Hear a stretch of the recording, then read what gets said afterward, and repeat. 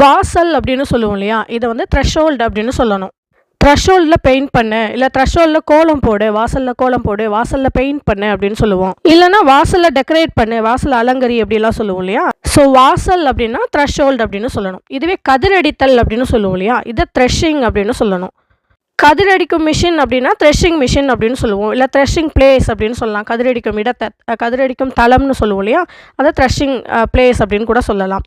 மாசுபடுத்து அப்படின்னு சொல்லுவோம். இத கண்டாமினேட் அப்படின்னு சொல்லுவோம். இந்த இடத்தையே நீ கண்டாமினேட் பண்ணிட்ட, இந்த இடத்தையே நீ மாசுபடுத்திட்ட அப்படின்லாம் சொல்லுவோம். காலால போட்டு மிதிக்கிறதுன்னு சொல்லுவோம் இல்லையா? இத ட்ராம்பிள் அப்படின்னு சொல்லணும். நான் குடுத்த ரோஸ் அவங்க வந்து ட்ராம்பிள் பண்ணிட்டாங்க, காலால போட்டு மிதிச்சுட்டாங்க அப்படியெல்லாம் கூட சொல்லலாம். அழுகிய அப்படின்னு சொல்லுவோம் இல்லையா? இத ரோட்டன் அப்படின்னு சொல்லணும். ஃப்ரூட்ஸ், வெஜிடபிள்ஸ் இதெல்லாம் வந்துட்டு ரோட்டன் ஆயிடுச்சு, அழுகிடுச்சு அப்படின்னு சொல்லுவோம். இல்லன்னா ரோட்டன் ஃப்ரூட்ஸ் எல்லாம் தூக்கி போடுங்க, அழுகுன பழத்தெல்லாம் தூக்கி போடுங்க அப்படின்ற மாதிரி கூட சொல்லலாம்.